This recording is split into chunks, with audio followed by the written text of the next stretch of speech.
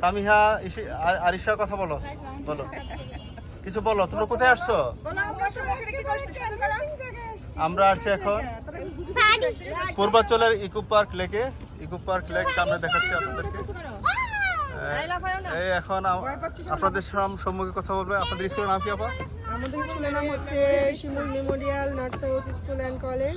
শিমুল memorial স্কুলের madam কথা বলবো আপনাদের সম্মুখে। কিছু বলেন পূর্বাঞ্চল সম্পর্কে। কি সম্পর্কে? এই পূর্বাঞ্চল লেক সম্পর্কে কেমন লাগতেছে আপনাদের? লেক, এটার নাম কি? আমরা ফিশ ভাসমান ফিশ লেক আমরা আসলাম। অনেক সুন্দর একটা জায়গা এবং অনেক ভালো লাগছে।